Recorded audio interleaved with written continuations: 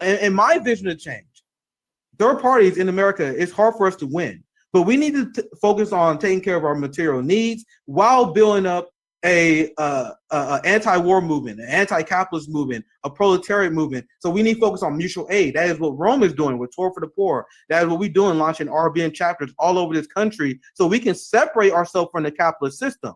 Once we separate ourselves from the capitalist system by building mutual aid societies, we show up and build those mutual aid societies via third party. So when we do our food drives, whenever we show up and help people, we're letting people know that we showed up. You have a mutual aid party that show up, that are taking care of the people while the politicians is abandoning us. We build this movement, we get on the debate stage. All we need is 5%. A lot of people don't know that 5% in the third party gets you federal funding. 15% puts you on a national debate stage. Now, remember, 3% is all you really need historically to have massive social change. And then a lot of people, like, if you shut stuff down via general strike, there are a lot of people who are like, oh, just give them what they want, right? So you just need to build that momentum. If we had a third party to get 5% federal funding, running on popular ideas, economic populism while ending the war, that coalition is already here. We just need to put it together.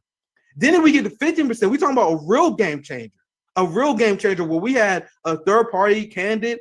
What I would like to see a populist, anti-war third party candidate calling out neocons on both sides.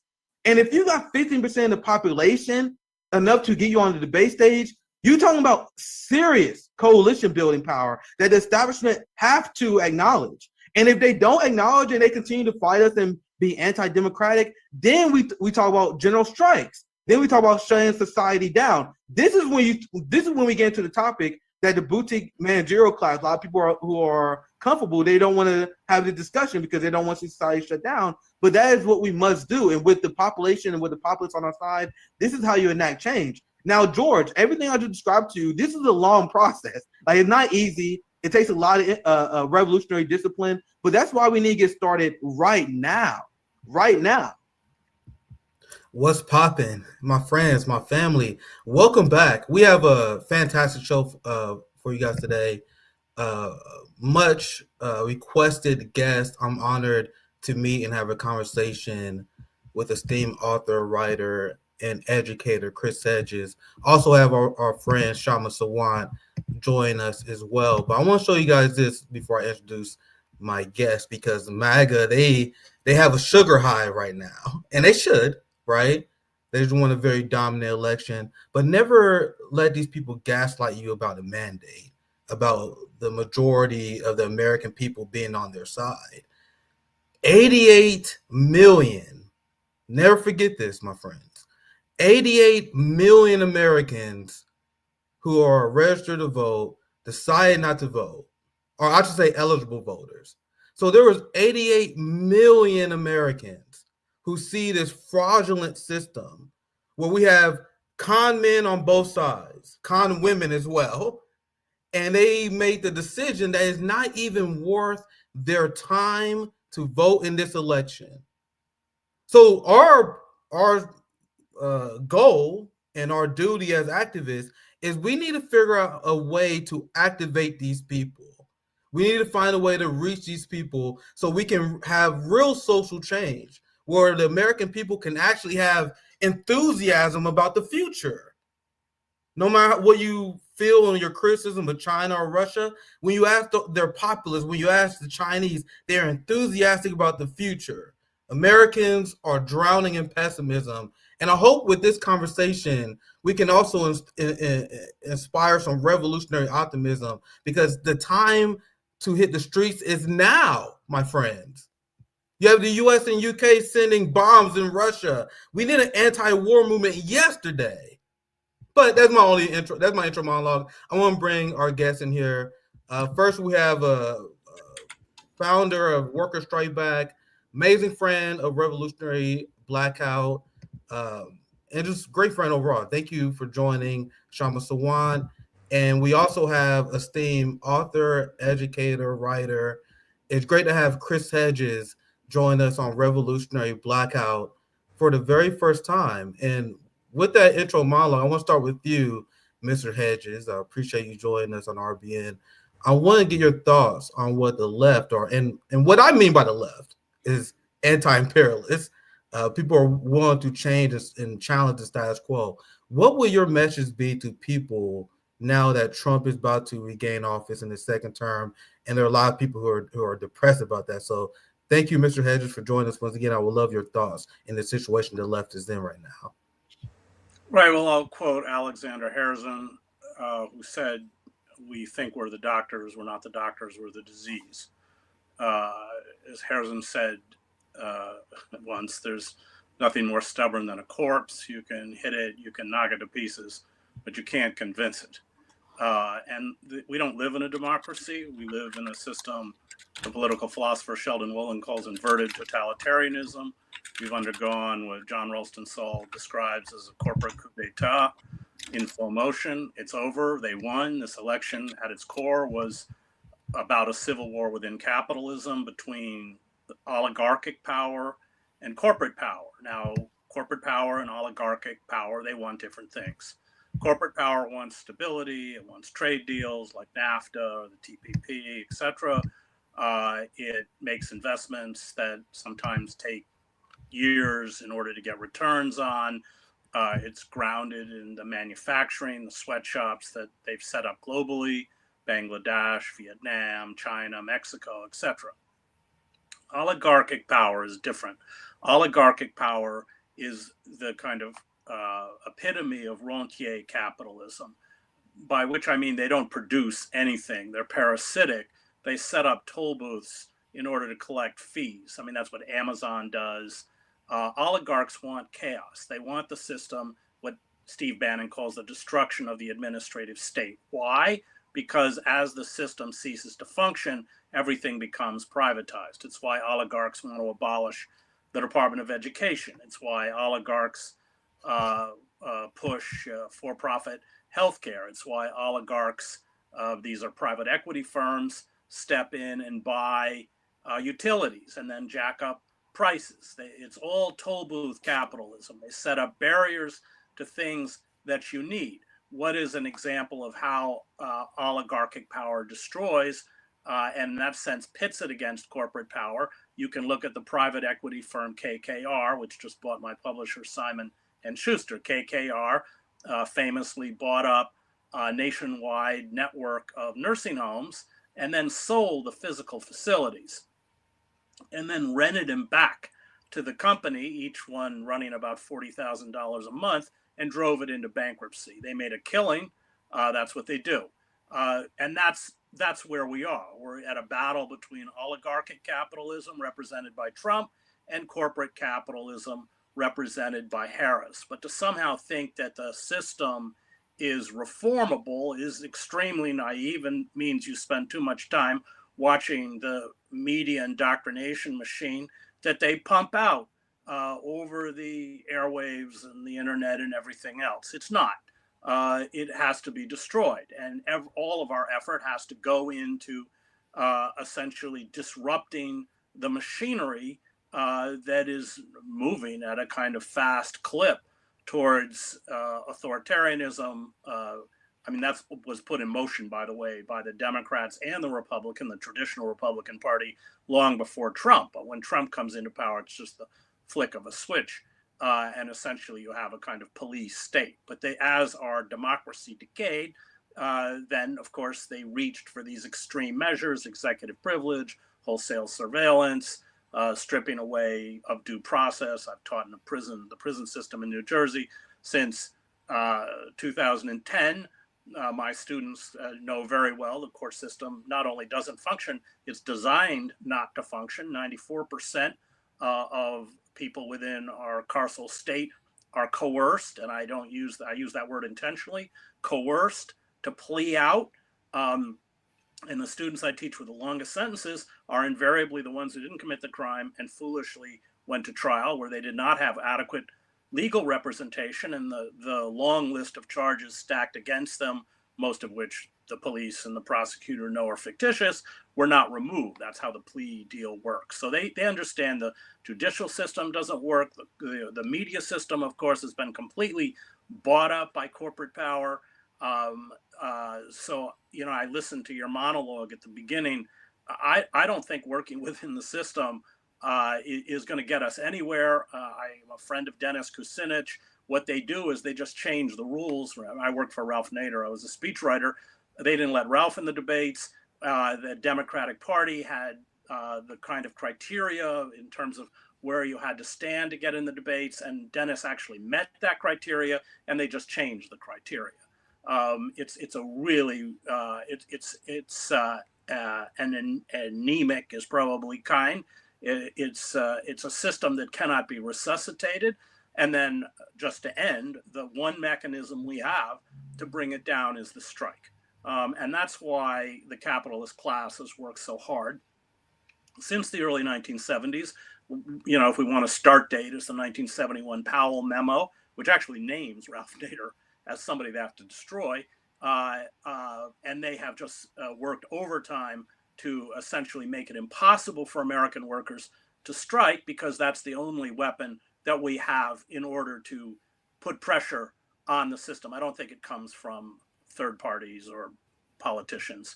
That's my little sermon for the day. I think that's a legitimate critique, because I think we as workers and people are striving for the better. We are living in a uniquely evil empire. Like, if you think about the history of struggle, there's never been a people that has been against the United States imperial system, and that includes NATO. Because I believe if we ever was successful in having some sort of revolution, you guys think the capitalist ruling class wouldn't call in the NATO brigades? So what I'm dealing with and what I'm thinking about right now is, what are the best mechanisms for us to resist? And I don't think, and I agree with you, I don't think third parties is necessarily enough.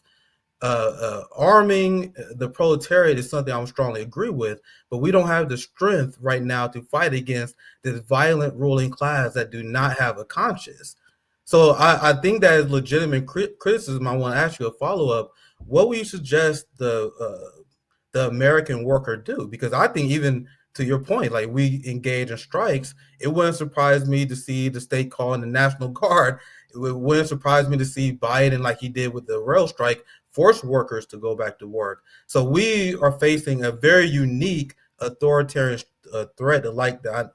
And I study revolution in the history that I never seen anyone go up against. So I just want to ask you a quick follow up before we get Kshama Sawant in here. What would you say to people, or what would your recommendation be for people who've been a little bit too obsessed with electoral politics, I should say, and what they should spend their energy on instead?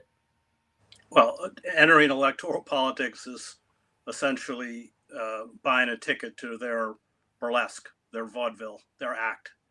I don't vote. I haven't voted for a Democrat since 2000. I did vote for the Green Party. I would have voted for my friend Cornel West. He wasn't on the ticket in New Jersey. But it's a symbolic gesture. As Emma Goldman said, if elections were that effective, they'd be illegal. No, all of our effort has to go into mobilizing. And I've covered revolutions around the world. I was overseas for 20 years. I covered the intifadas against the apartheid state of Israel. I covered all the revolutions in Eastern Europe, the street demonstrations that brought down Slobodan Milosevic, etc. So I've been in the midst of that revolutionary ferment, and it isn't arming the proletariat. I would argue that is not a mechanism by which the capitalist or ruling class will be brought down. And that's true if you look closely at the history of revolutions. Even in Cuba, it was the national strike that drove Batista out of the country into exile. The same was true with the Shah in Iran. That was true in Eastern Europe. I covered the revolutions in East Germany, Czechoslovakia, Romania. So it's actually the strike, if you look closely. It's mass non-cooperation. The problem with when you have armed groups, these kind of FOCO type groups that Che Guevara popularized after the revolution, then whoever's carrying the gun inherits power. And that's why violent revolutions often replicate or outdo the repressive apparatus of the regimes they overthrow. All that said, I mean, I covered the war in El Salvador. You had massive national strikes, street demonstrations, and the Salvadoran military at one point in 1979, when they shut down the capital, they set machine guns up on the roofs and just fired randomly into the crowd. Well, at that point, what are you going to do? You're going to pick up a gun. But for me, my take on violence, including revolutionary violence, is that it's always tragic. That doesn't mean that people are not pushed. One can look at Palestinians as a perfect example. They have tried nonviolent resistance, the Great March of Return, all sorts of stuff. And it doesn't, in fact, if you look closely at the history, the apartheid state of Israel is actually more aggressive and more violent against nonviolent resistant movements because they know those movements resonate throughout the global community. So one understands why a fighter and a resistance fighter in Gaza would pick up a weapon. I totally get it. But for me, as somebody who's been in violent conflicts a lot, that's always tragic. Other people may have a different take on it, but that's certainly my take.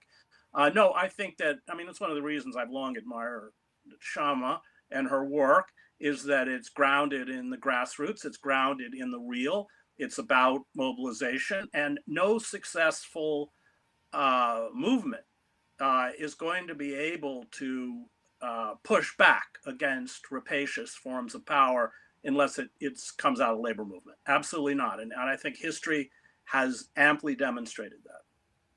I definitely appreciate that perspective. I want to get Kshama in here as well. Kshama, is there anything you want to add similar to the topic? What's your advice to working class movement, leftist movement, wherever you want to call it, in this time? Anything else you want to add to the discussion, Kshama?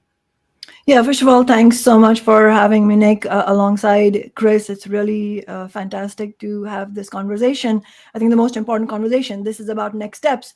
And as you said, the liberals who cheerleaded Kamala Harris and basically told people that you should ignore the cost of living crisis you're facing. You should ignore the fact that there's a genocide ongoing in Gaza and Palestinians are being slaughtered. Just get in line and vote for Kamala Harris and the Democratic Party. Of course, that strategy has been completely repudiated. This election showed a rebellion from working people, not only in the votes that were cast, but as you said in your monologue, Nick, 88 million eligible voters did not vote. And then in addition to that, note that compared to Biden, Harris she nullified 8 million people who had voted for Biden 4 years ago who did not vote this year. So the biggest story lies in people who did not vote at all, and also people who voted on both sides but are extremely angry. So in other words, this was not only a commentary, this vote was not only a commentary on the Democratic Party and their morally and politically bankrupt strategy, and also the fact that the increased realization that the Democrats and Republicans, the establishment, both the establishment as a whole represents the interest of capitalism. That understanding is seeping in among tens of millions of people. And so this election was also a repudiation of the ruling class as a whole. And so what we face right now is not some shortage of that kind of understanding among a mass of working people and young people that the capitalist system does not work for us, that both ruling class parties are on the side of capitalism. They are not going to represent workers, and that this war is not going to end on the basis of supporting either. So what's missing here is the political leadership in order to actually show a strategy that works. And I think first and foremost, it has to be an understanding that any movement, whether it is to end the war on Gaza or for the rights of workers in terms of $25 an hour minimum wage, free healthcare, affordable housing, sustainable budgets, all of this, it will require movements to be independent of both the Democratic and Republican parties. And I think that's where that's the crux of everything, because what you saw was not only the Democratic Party, its politicians, the political commentators, all of them, the whole cottage industry around them of spokespeople who betrayed working people, not to mention the Palestinian people, where there's a massacre going on. But it's also the labor leadership, the vast majority of labor leadership leaders like UAW's president Sean Fain, who these leaders who passed ceasefire resolutions and then turned around and supported both Biden and Harris uncritically. Not only that, cheerleaded them. And this unholy relationship between the labor leadership and the Democratic Party, that needs to be broken. And what we've seen is that the rank and file is ready to break that relationship, but it's not going to happen on any permanent basis without any leader, without real leadership. And so, first and foremost, the leadership that we need for our movements is one that is 100% clear that the route to social and economic change, let alone revolutionary change to from capitalism to socialism, is not going to lie through the parties that represent the interests of capitalism themselves, but through independent struggle of the working class. And one of the points you made, Nick, was about how it's a unique time that they might even call the National Guard against strike actions. Well, in that sense, it's not unique, because if you look at history, FDR, who's celebrated as this really progressive president, the bringer of the New Deal, in reality was not pro-labor. What he was a president at a moment when there were revolutionary movements going on in the country, where you had the major general strikes happen, including the Minneapolis general strike. And that posed a serious threat, not only to the billionaire class, in the moment, but it posed the threat of actual revolution. And so the future of the capitalist system itself was at stake. And in that context, in order to prevent further revolutionary change, FDR was forced to pass the New Deal. So the New Deal came from the labor movement. It was a concession wrested from the labor movement, which was led at that time by revolutionary Marxists and other socialists. And in fact, FDR, if you look at his whole record, he actually called the National Guard, for example, against the textile workers in North Carolina, where it was a massive strike action in 1934. Over 400,000 workers going on strike, some of the poorest, some of the most oppressed workers going on strike. And the National Guard was called on them with orders to shoot to kill. So it's not that it's new, but what is missing is that kind of revolutionary leadership that we need again today. And that is why I really appreciate the fact that we are able to be united in building Worker Strike Back, because unfortunately, as small as Worker Strike Back is right now, it is the only force right now. It is the only force that is bringing forward these ideas, what I would call a fighting strategy, which, as I said, the rule number one of fighting strategy is you don't go to battle believing that your enemies are your friends. And so the understanding that the Democrats or the Republicans are not on our side, and so we need to build independent, is extremely important. And this means uniting working people regardless of which way they voted or if they didn't vote at all. And it also means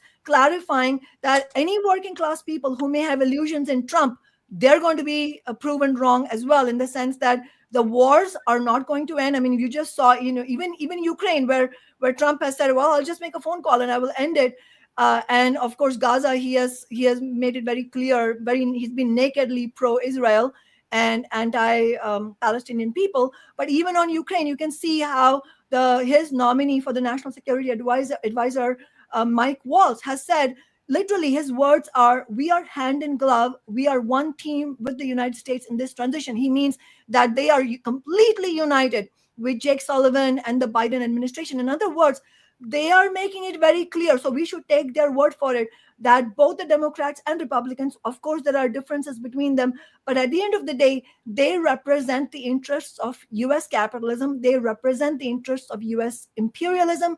They represent the interests of the US state. And so if we want any progress on any of the issues that we are talking about, it has to come on the basis of what we're calling for in Worker Strike Back, which is building a movement independent of both ruling class parties and building fighting movements, and not primarily focusing on electoralism and paving the way for new careerists, but instead having a political organization, a new party rooted in mass movements, in strike actions, in building a militant working class layer, including in the union movement, and promoting candidates who have proven themselves, who have a proven track record of self-sacrifice not careerism. And last but not least, and this is very important to say, we cannot afford to have illusions in the peddlers of snake oil like AOC, all these commentators like those people, Crystal Ball on Breaking Point, all of these people, and unfortunately even Bernie Sanders. There's this whole idea chatter that,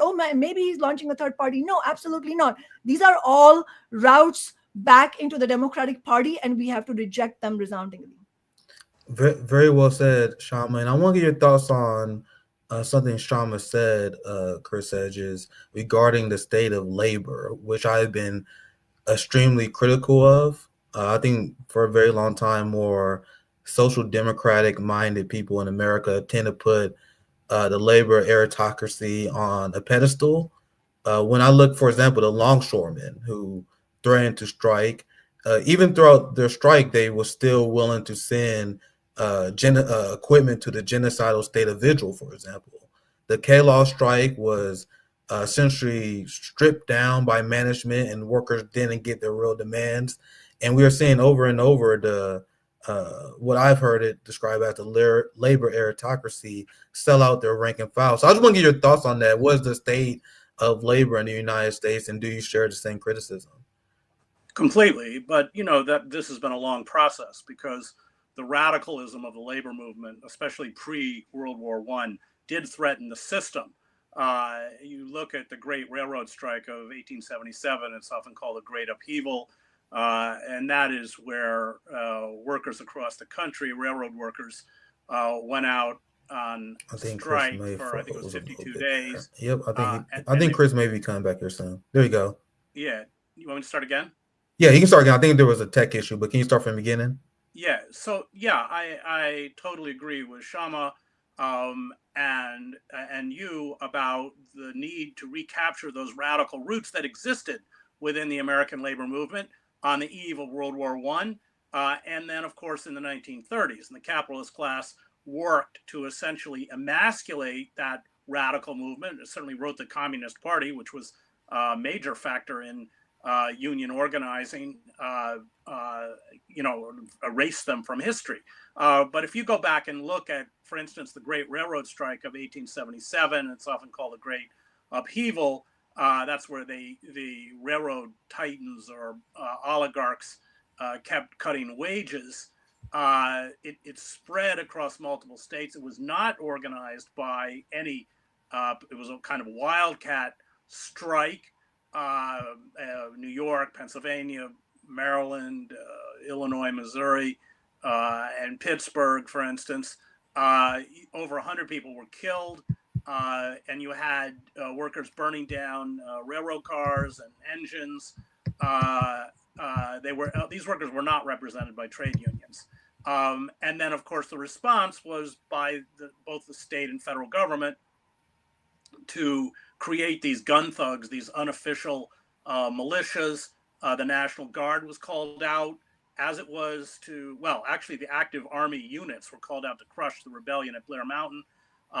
And they essentially broke the strike. So when you talk about a response, you have to look back at our own history between the capitalist class and the labor movement. We had the bloodiest labor wars of any industrialized country. Hundreds upon hundreds of American workers were killed.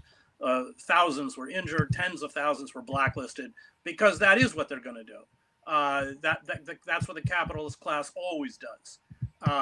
It won't be pretty, and it won't be easy. Just to pick up on a point that Kshama made, she's exactly right about Roosevelt. Roosevelt's hand was forced, and he concedes that in his private correspondence when he's writing his brother at one point. He said that if we don't grant these New Deal reforms, we will have revolution. That's Roosevelt's word. And when Roosevelt manages to essentially break the back of the radical union movements, certainly with the help of World War II, he said that his greatest achievement was that he saved capitalism. So, of course, they're going to write history in the way they write about emancipation, as if Frederick Douglass and the abolitionists didn't exist, and it was the great white figure of Lincoln, who, by the way, Lincoln didn't support. He wasn't an abolitionist, as you well know. They write out the actual mechanisms of pressure. This is why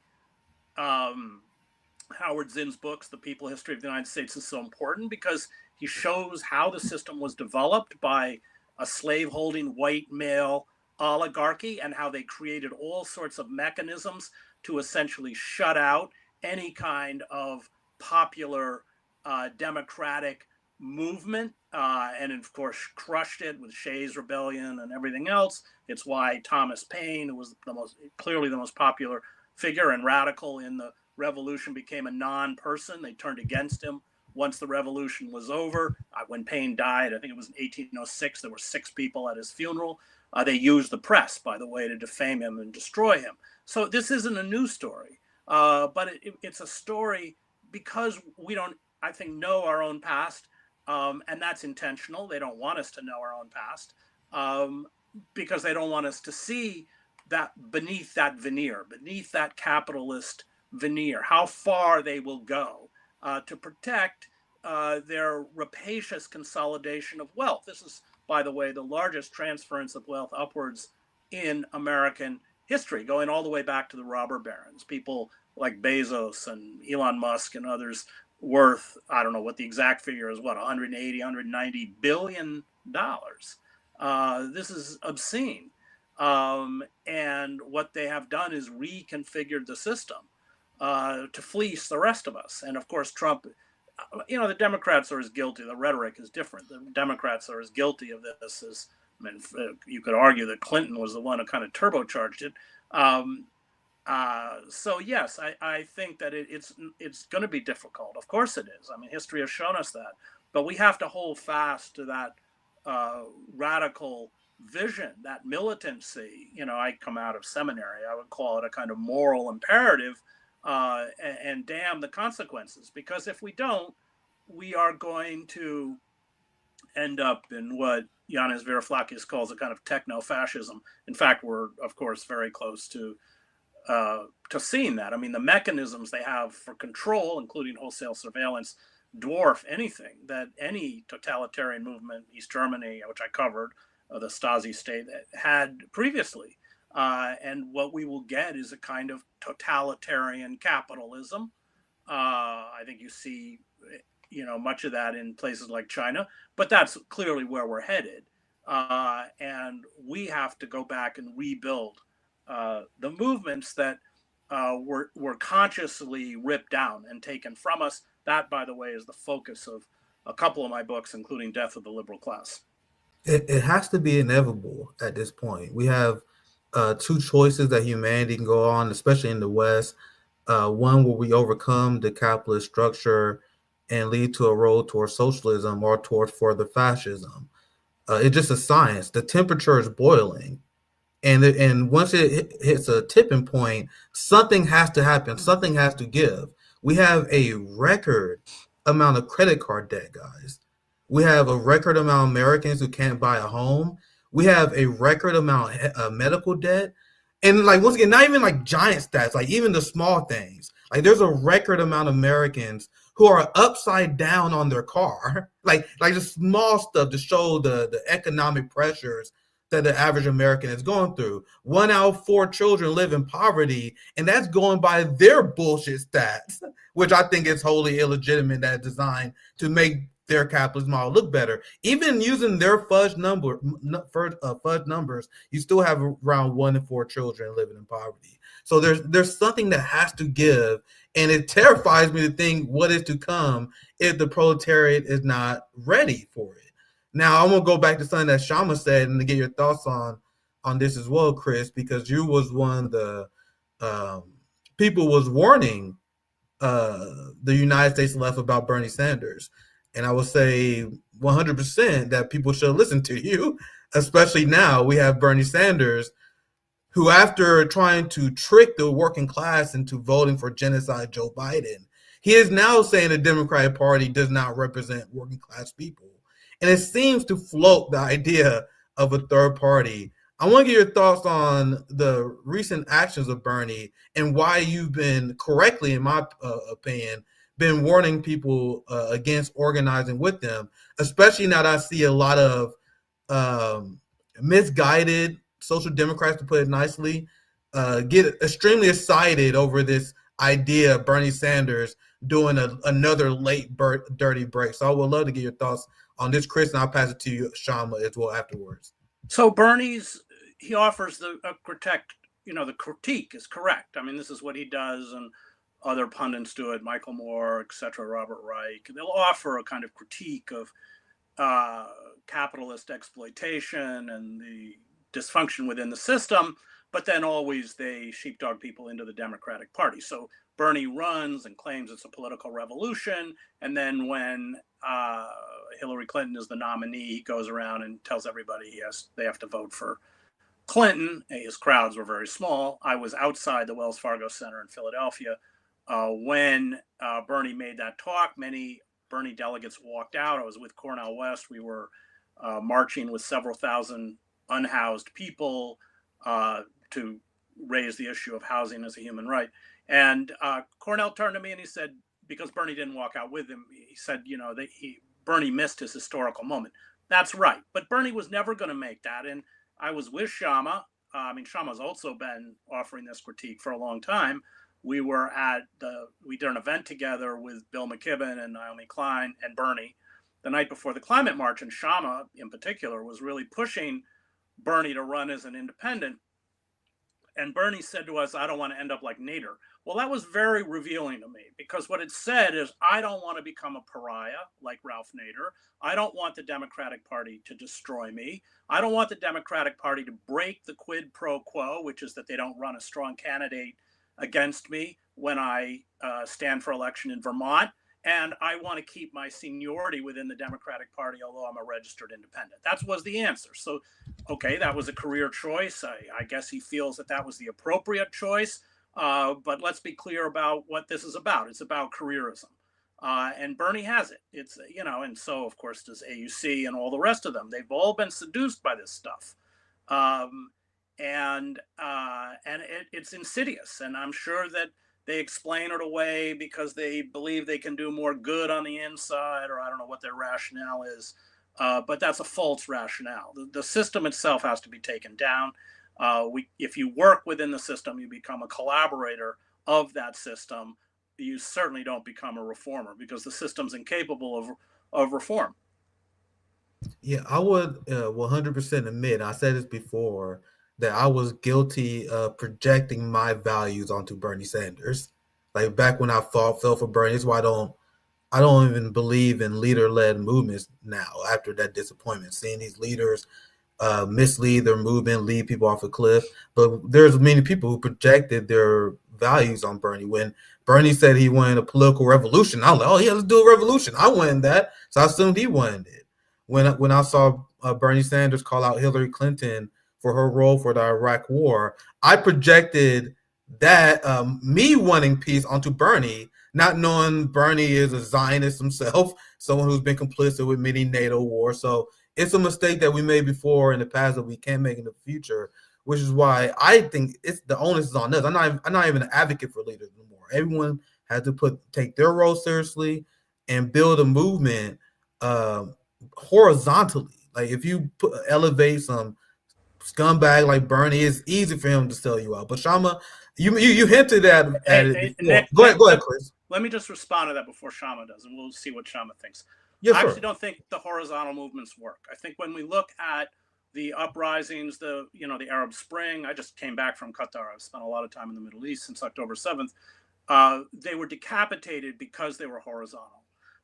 In fact, we need disciplined hierarchies. But again, as Kshama said, we need disciplined hierarchies led by people whose loyalty is to a particular vision or ideology, and who are willing to sacrifice for that ideology. So I was in London a few weeks ago. I was in London on Sunday, but I was in London a few weeks ago and did a fundraiser for Roger Hallam, who founded Extinction Rebellion and Just Stop Oil. Roger was part of the planning apparatus that shut down the M25 highway for 4 days, that surrounds central London and disrupted commerce and essentially threw a wrench into the system, which is exactly what we should be doing. And Roger was not actually at the shutdown of the M25, but of course, as somebody who has long resisted, they gave him a 5-year prison term, and they gave the 4 other leaders, activists, 4-year prison terms. And I did a fundraiser for Roger and then went and visited him in prison. That's what's going to happen if we're actually effective. I don't actually support this throwing soup on, Van Gogh's paintings. That's performance art. It doesn't. But shutting down the M25, that works. And Roger, of course, under Extinction Rebellion, had shut down the center of London, which actually got Parliament to. I mean, it was rhetorical, but to acknowledge that there was a climate emergency or a climate crisis. I don't know the exact wording. That's it. I mean, politics is a game of fear. They respond to pressure. And I've seen it. That's what I was a reporter. I covered it over and over and over and over. And just before I let Kshama go, one other point, and I can't remember, Nick, maybe you made this point about people willing to sacrifice. Look, Roger pays the sacrifice. I covered the Velvet Revolution in Czechoslovakia. I was in the Magic Lantern Theater every night with Václav Havel. Havel was in and out of prison since 1977. Remember, this was 1989. Havel was in and out of prison. He was a non-person. I mean, the only way you could hear Havel was through Voice of America. And, I experienced that. The only way you could hear my voice was through RT for 6 years till they shut RT down, and then YouTube erased my entire archive. So, but people knew that Havel wasn't going to sell them out, because he had paid the price. People know Hallam will not sell them out. And that's the kind of leadership we need. But we do need hierarchical leadership. That has been a failure. Look, I love the Occupy movement. I spent a lot of time in Zuccotti. And I learned a lot from the Occupy movement about inclusiveness and protecting marginalized voices, or actually putting marginalized voices ahead of traditional, white voices, all of that. And on so many levels, these people were so impressive and so amazing, but they were decapitated again, because although they had leaders, I mean, the Direct Action Committee had a kind of leadership role, but in fact, that if we look back, and there was that moment, was it 2010, I think, where we had Greece and we had movements all over the globe, and not only did they crush them, but everything's been rolled backwards. So I'll let Kshama pick up. That's why it's great to have you on, because I love to hear your perspective on these things, because this is something that I've been flowing around in my head for a long time. I have a lot of trust issues. I think that's another reason why I'm opposed to a leader. Nick, I don't trust anyone.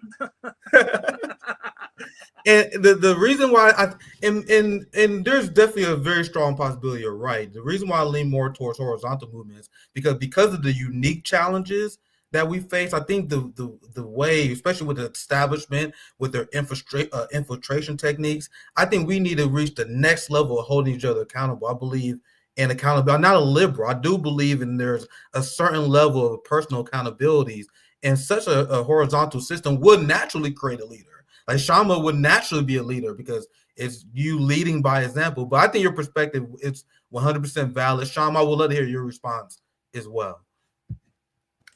Yeah, I'm so glad you brought up this question, Nick, and I appreciate Chris's response on this. I think it is one of the most important clarifications, just like the clarification of the need for leaving the Democratic and Republican Party and building independent movements. That's I would say that's one backbone idea. The other backbone idea is clarity on what kind of movements in terms of leadership. I would say I completely agree with what Chris was saying. Horizontal movements don't work. That's the honest truth. But that doesn't mean that people who have, because of being betrayed over and over again, as you were saying, Nick, have trust issues. That's a normal response. There's nothing wrong with that. I mean, of course, you shouldn't trust the Democrats and Republicans. Of course, you should not trust AOC or Bernie Sanders. That's the correct kind of trust issue to have. But I don't think you can extrapolate from that and say that, conclude that hence movements with leaders are to blame. No, movements with rotten leaders are to blame. Movements with leaders who may even be extremely well-meaning, but who have an incorrect analysis of capitalism, those movements will fail. So I think we have to be clear-eyed about what works and what doesn't work. And what we need is democratic movements where the leadership can and will be held accountable, but movements or parties where an organizations, whichever whatever forum we're talking about at a given moment, has to be democratic, where the leadership can be held accountable.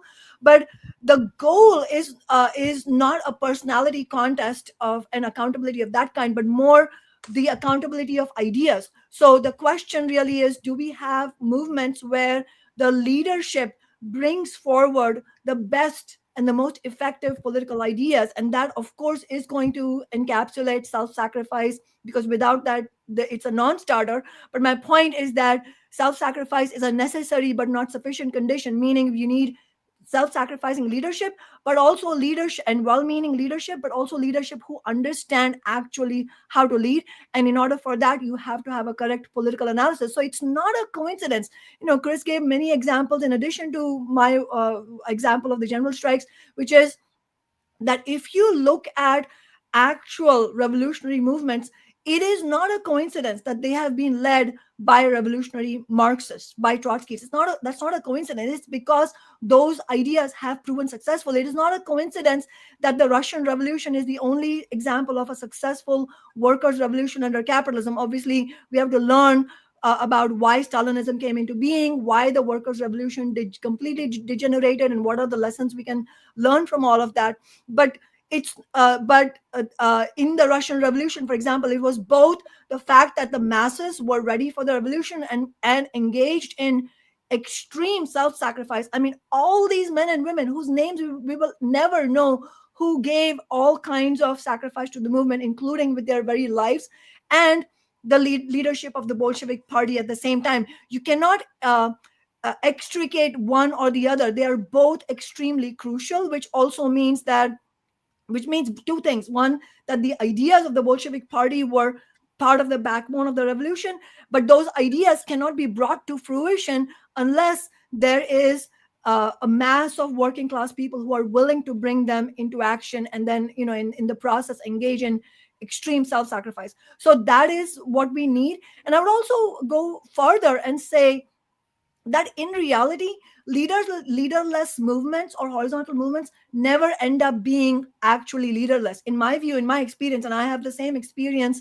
I was very much part of the Occupy movement here, and it was a real it was an educational experience for many of us who wanted to take that education, that the idea of leaderless, and I put it in air quotes because in reality, what I observed happening, and I've seen this over and over again in the subsequent 10-11 years, that if even without any actual leadership, formal leadership, if the mass of people who are involved are able to make some headway, are able to get some momentum going, then that momentum will inevitably be open for co-optation from nefarious forces. And those forces can either be openly nefarious, like Democratic Party proxies, or leaders in the grassroots who don't know actually what they're doing and are susceptible to selling out to the Democratic Party. We saw that happening in the Black Lives Matter movement, in the George Floyd rebellion. I mean, you had 26 million people out on the streets, and what at the end of the day, what do we have to show for the movement? Very little, because the leaders sold out. And not all the leaders who sold out were Democratic Party bureaucrats to begin with. They ended up selling out because they were open to that. And why? Because they were not the right kind of leaders. And so, in other words, it was not a horizontal movement. It was a movement where the leadership was pretty rotten. And I think that's what inevitably happens with so-called leaderless movements. So I think we have to be very, very clear that we do need leadership. We need the leadership of powerful ideas that can actually deliver victories for working people. And inevitably, the carriers of those ideas are going to have to be people, leaders, that is, who are themselves willing to engage in self-sacrifice. And that's why, just to go back to this point about Bernie Sanders, I mean, I'll just say, 2 points. One is that, the idea that he's suggesting that he's going to launch a new party. I mean, if he wants to, then why doesn't he come out and say it? Why all this coded language, So I don't believe that he's doing it. It requires, at this point, after everything, in every way that he has sold out working people, it requires suspension of disbelief to think that he's actually going to do something. But setting that aside, I think we do have to understand that regardless of how a new working class party comes into form, comes into existence, we will need to conduct the same kind of battle for the integrity of the party, for the kind of ideas that will not be corrupted ideas of the ruling class. We will need to build a party that is based in mass movements, in strike action, in civil disobedience, and in leadership that is actually there to build the movement. And ultimately, I think what we need are revolutionary leaders. And I think one of the things that Chris said is so crucial for us to bear in mind. Careerism is insidious to movements, and it will be insidious to any new party. So my point is that whether somebody, I mean, as it's not going to happen, but I'm just saying hypothetically, if say, let's say Bernie Sanders or somebody else was going to say, I'm launching a new party, whatever, or if we were able to launch a new party through a mass base, which is the much more likely scenario, obviously, needless to say, regardless of what the process of inception of that new party is, we will still need to fight the same battles, meaning against careerism, against people who will try to use that as a vehicle to again channel it back towards the capitalist class, try to make the party completely impotent, try to destroy the leadership by through rumor mills. And we've seen this happen all along. Chris was just giving some other current examples from London. So I think all of this needs to be dealt with. And so what we need is clear-eyed leadership who understand that our task is not to enter government of the capitalist class and just help to administer it a little more compassionately. No, absolutely not. Our task is to be disruptors of the capitalist system. So that means we do need a revolutionary clarity about that the reason we succeeded in Seattle for 10 years in winning victories, unfortunately now, even now, after I've left office, is the only example of in our times right now, is because there is no other force that is using the kind of revolutionary leadership that we use. I mean, if our movements were leaderless, so called, that would have ended up meaning the leadership by Democratic Party proxies, and that would have been the death knell of the movements we tried to build here. So we fought tooth and nail to provide leadership, and that is the only reason we succeeded. We, meaning revolutionary socialists, myself and others, and that is the kind of leadership we brought to bear in the 15 Now movement and the Tax Amazon movement and in the renters' rights movements, all of which ended up in historic victories. And that's what we need. And so, in other words, it's not about running lots of candidates right out the gate. That's one of the things I've been hearing since the election. A lot of people saying, oh, let's run lots of candidates. Do you want to run? Do you want to run? I mean, this is absolute nonsense. It's rubbish.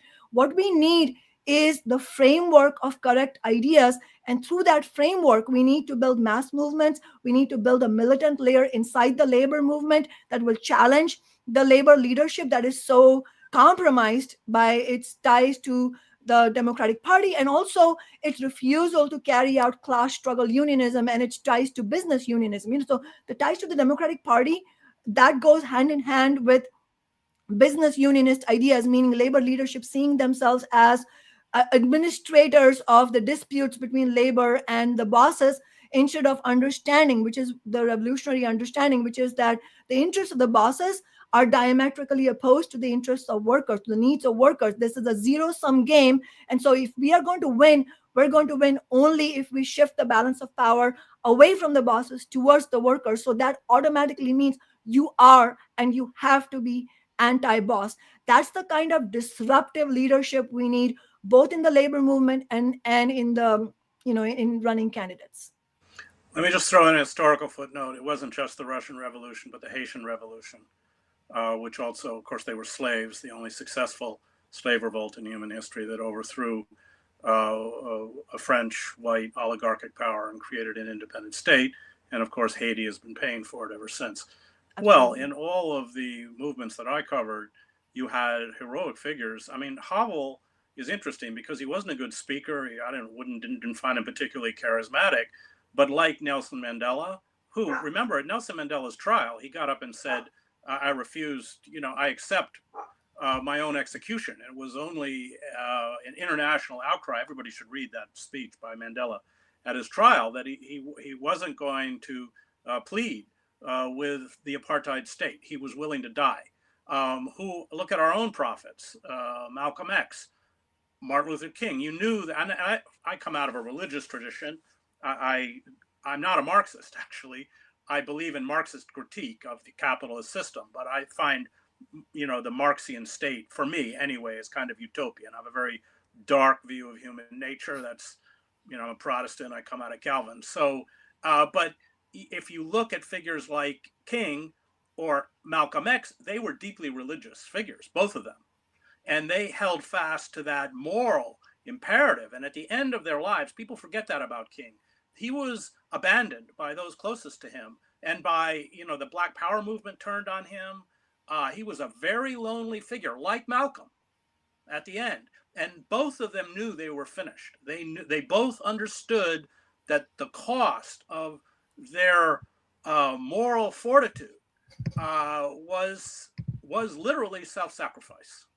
And those are the kind of leaders that are very effective, because when Malcolm stood up, or when Martin stood up, or when Mandela stood up, you knew that they weren't going to not only not sell you out, they weren't going to sell themselves out. And those on Toussaint in Haiti was the same. So you do need those figures, but those figures, for all their political brilliance, King certainly understood power. I don't think King was an intellectual. I think Malcolm was an intellectual. And all Black cultural studies, Black identity came out of Malcolm. It didn't come out of King. But King understood power. And King understood how power worked. So you need that understanding of the mechanisms of power, understanding of how evil power is, especially in the hands of white supremacy. And let me just throw in there, I spent 20 years covering wars all around the globe.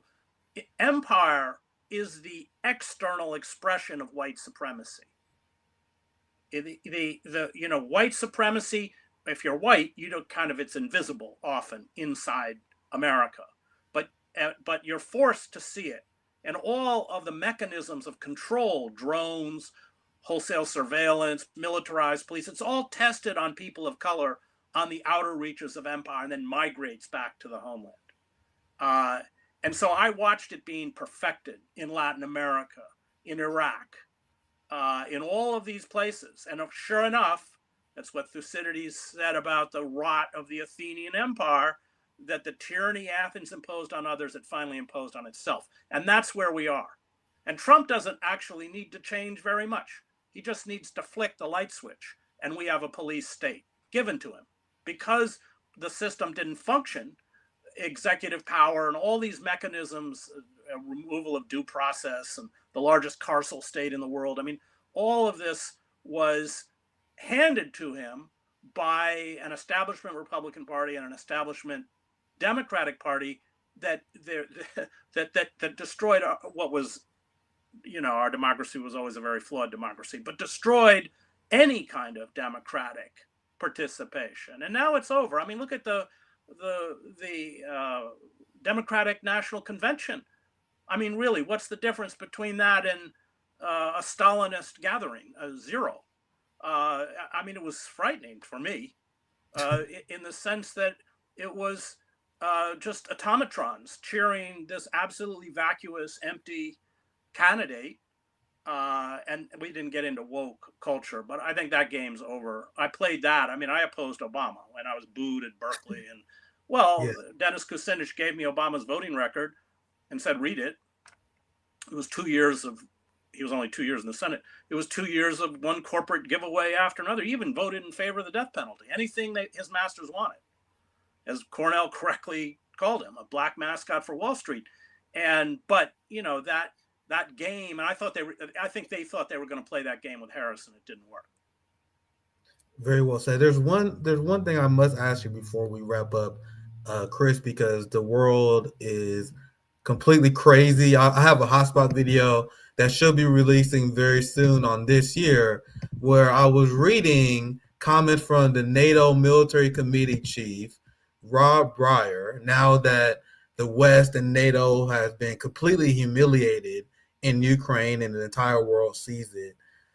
Now they are floating the possibility of launching preemptive strikes on Russia Their mindset being, after Putin is done with Ukraine, he's going to invade Eastern Europe. So before he invades Eastern Europe, we should change our mindset and we shouldn't wait to be attacked by Putin. That's literally a quote that he says here. This is one of the quote. It's more competent not to wait, but to hit launchers in Russia in case Russia attacks us. So now we have very high level people in NATO floating the idea of attacking Russia even before Russia launches this hypothetical attack. So I want to get your thoughts, Chris, on the NATO obsession with provoking war with the nuclear power of Russia. And obviously there's 1,000 criticisms to be had of the previous generation of the ruling class, but at least the Cold Warriors understood how engaging in conflict with a nuclear power could be catastrophic. It seems like the new generation of the ruling class don't even respect that. What are your thoughts on that, Chris?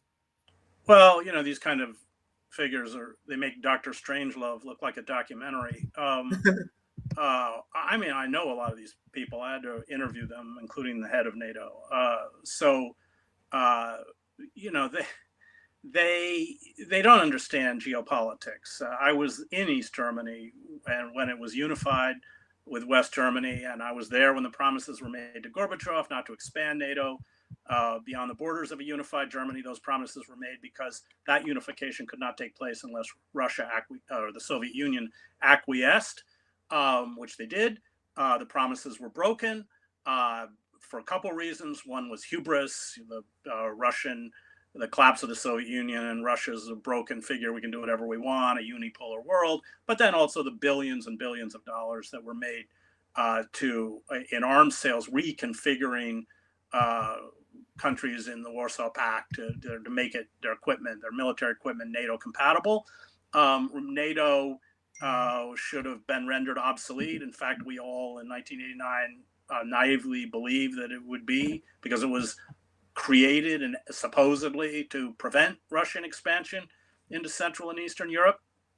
But NATO, became intimately involved in aggressive wars in Iraq. I mean, go to Iraq or Afghanistan and ask them whether, NATO is a defensive entity. This is just utterly insane and dangerous because, of course, if you do preemptive strikes against Russia, you've guaranteed that you're going to war with Russia. It is as foolish as the domino theory. We have to fight in Vietnam because if not, Vietnam will go and then all the other countries will go. And then just, Nick, on your last point, look, Ukraine was a classic proxy war. I covered proxy wars all over the globe. And the idea was never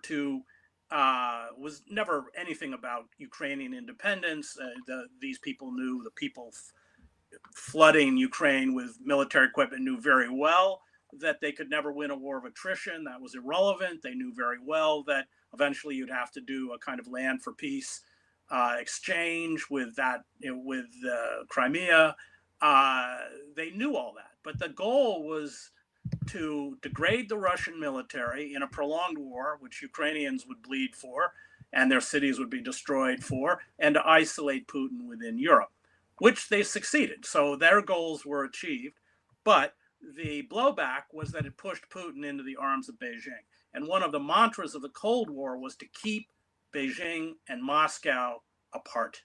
And so, ironically, what they did is created a formidable alliance. Russia, rich in natural resources, China, technologically advanced, a very bad marriage for the American empire, which they created in their stupidity and their myopia. So yeah, I hear language like this. Look, I spent a lot of time in military entities, and I can assure you the higher up you go within the chain of command, the lower the IQ.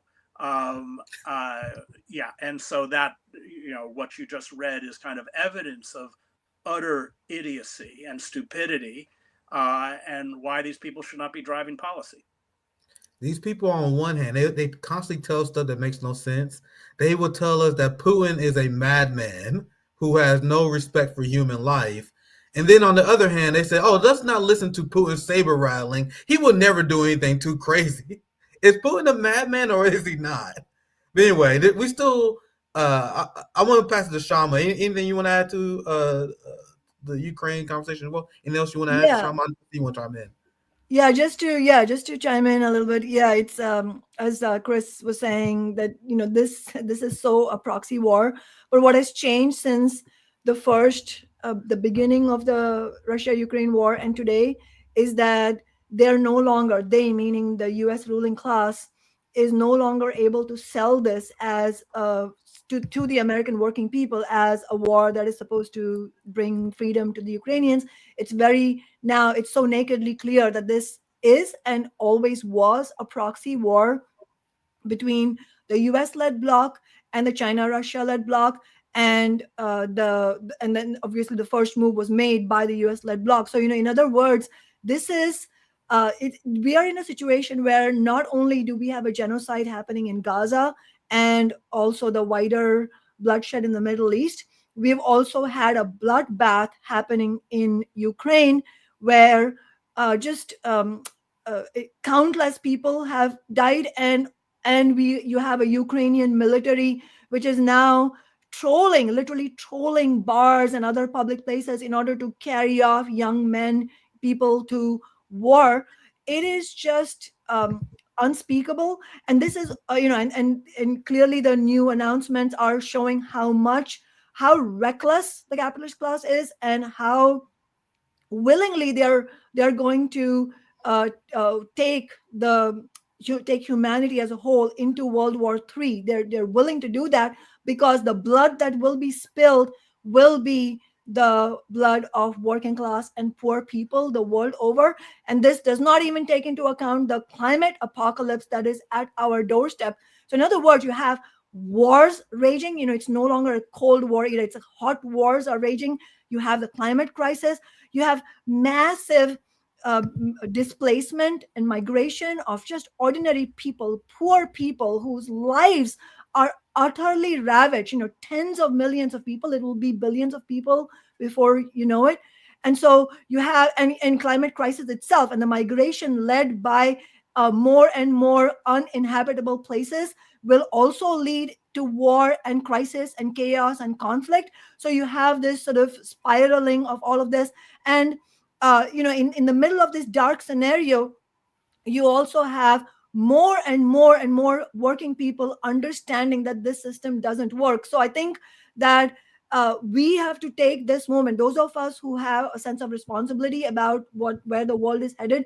It is absolutely urgent for us to show that leadership. This is not a moment to be coy and engaging in false modesty. These leadership, these ideas that we are talking about, the fighting ideas, they are needed not only in the US, but we need internationally. In order to stop the wars, for example, we will need an international anti-war movement led by the working class, led by a militant labor movement on multiple continents.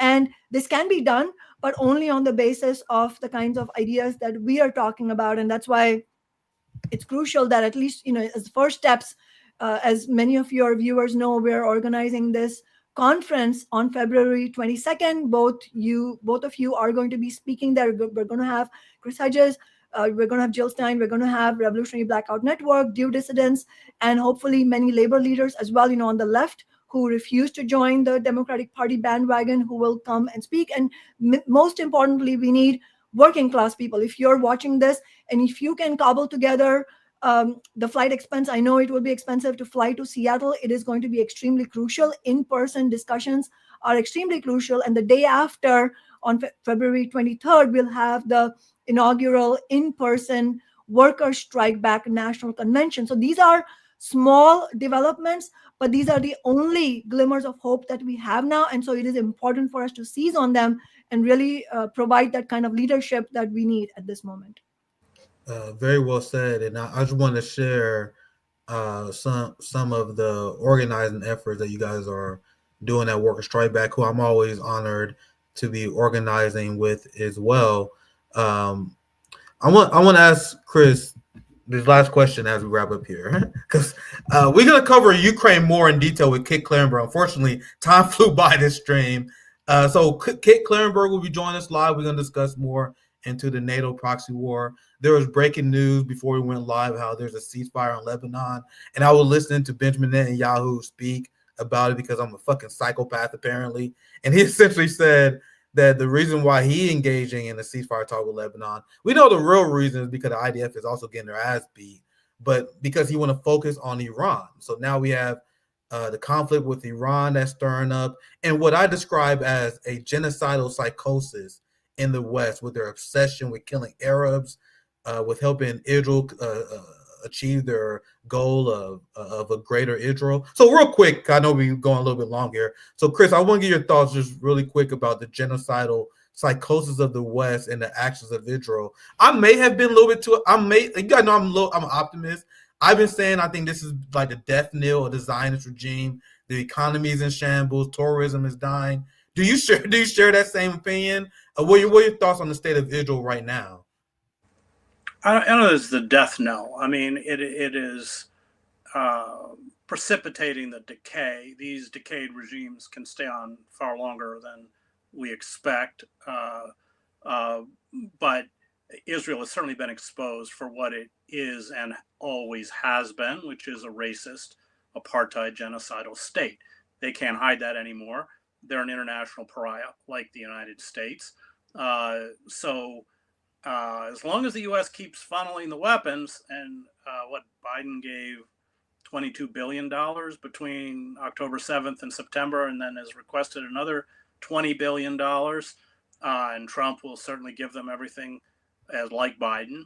There'll be no difference for the Palestinians between Trump and Biden. The difference will be rhetorical. So they want to annex the West Bank. Biden would condemn it and do nothing, and Trump will embrace it and do nothing. But for a Palestinian, it won't make any difference. It's the weapons. We got to cut the weapons off.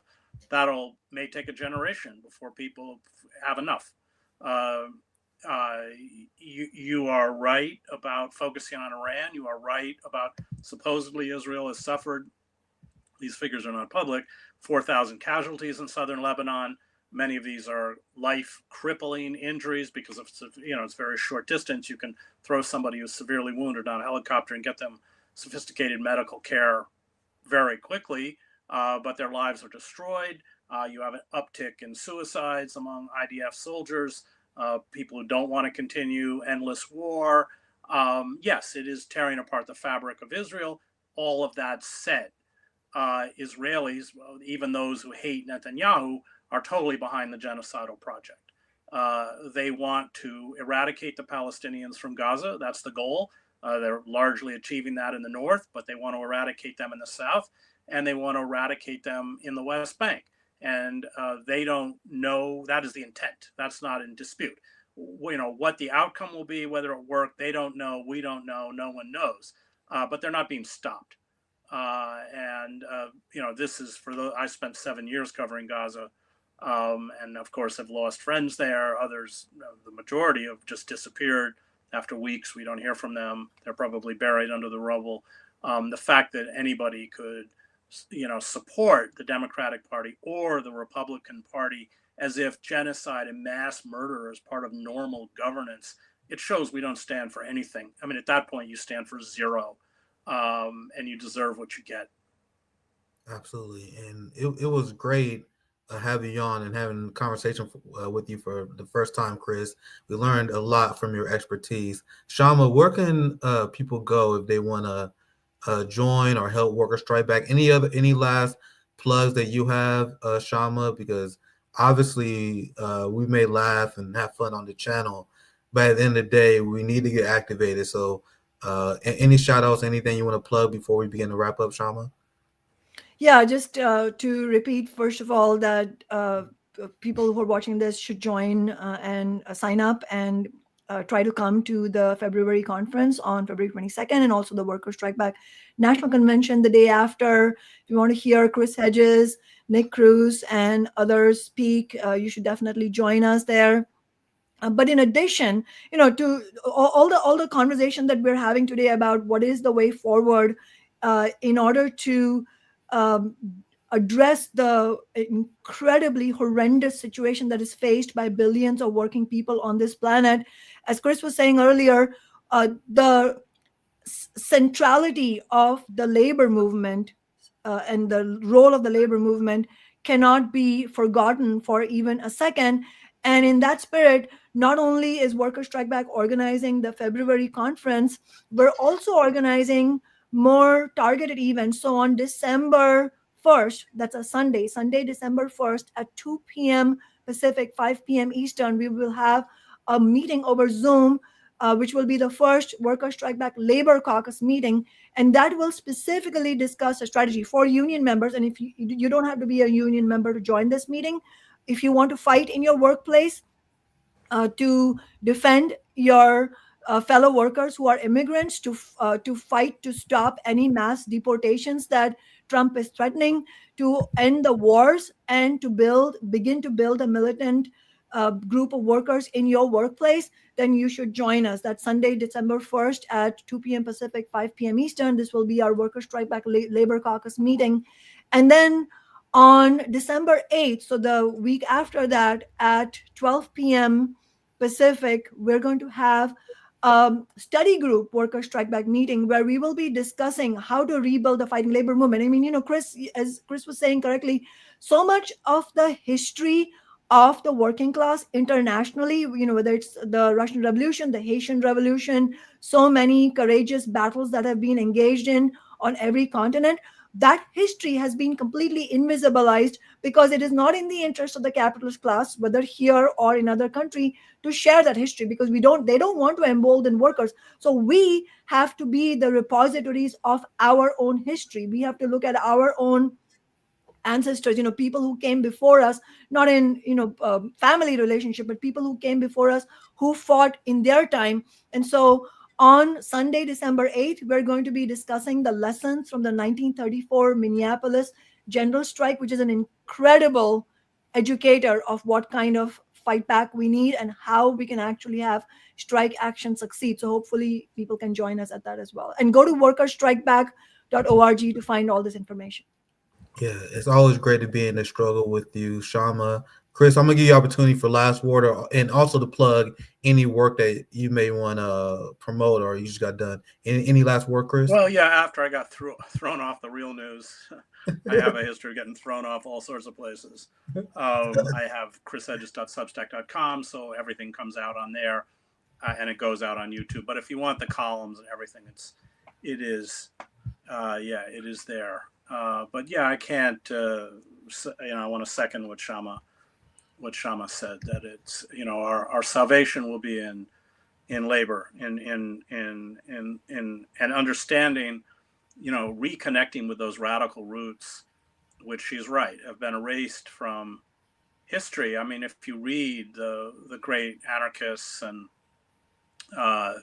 organizers, especially at the turn of the century, they were working 10, 12 hours a day in a sweatshop and then going off to study groups in the evening to read Marx and Herzen and Kropotkin and everyone else. And we need to recapture. No successful movement will exist unless we can reconnect with our intellectual roots that have consciously been erased.